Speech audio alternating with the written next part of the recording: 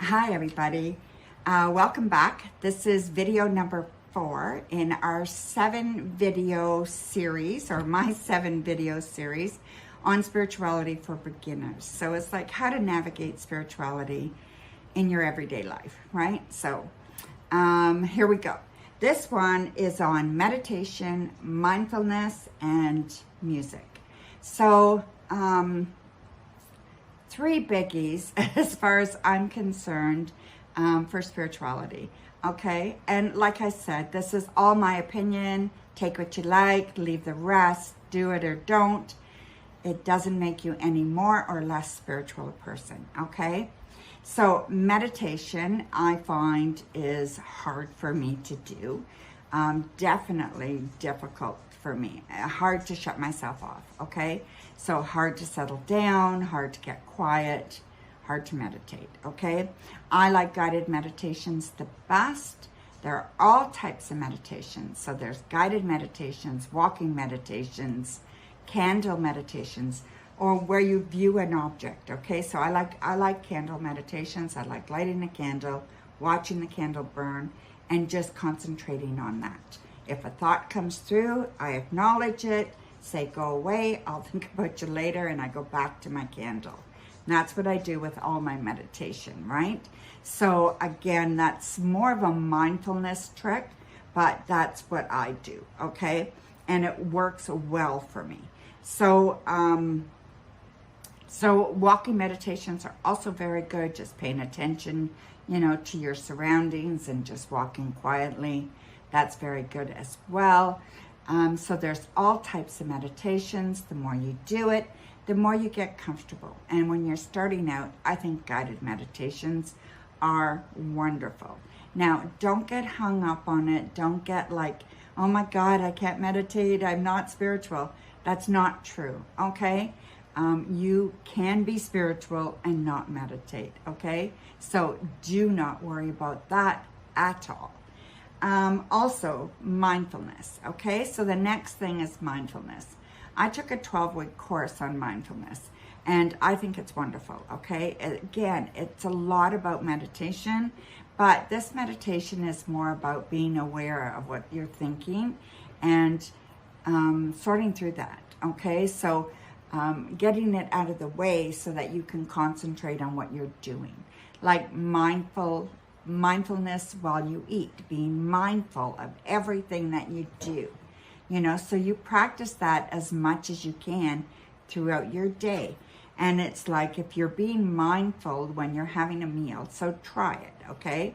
So grab a bowl of fruit, and just, you have one bite, you savor it for as long as you can, and enjoy every aspect of it. Use all your senses, and allow all your senses to work. That is part of being mindful, okay? And I think it's important. So, mindfulness when you're doing the dishes, that can also be very healing,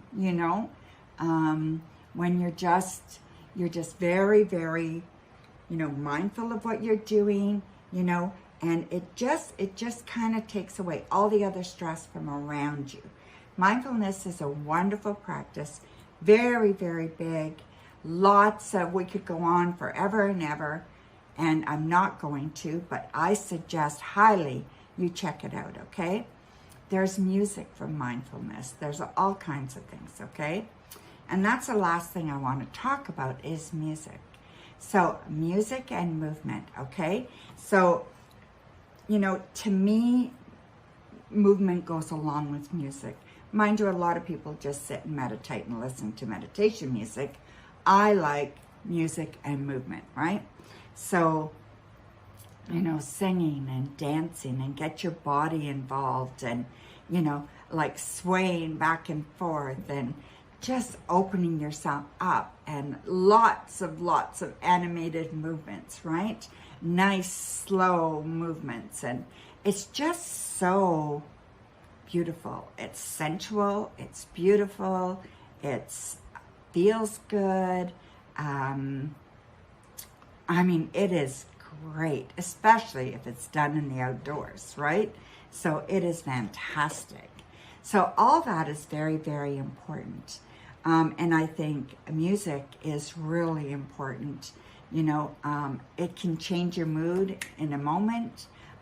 It can bring you from a bad mood to a good mood, from a good mood to a bad mood, to a sad mood, to a, spunky mood, to, you name it, right? There's some music that makes you, want to cry. There's some that want to make you yell. There's some that, that you just want to just dance, and, they're so invigorating, right? And some are just so cute.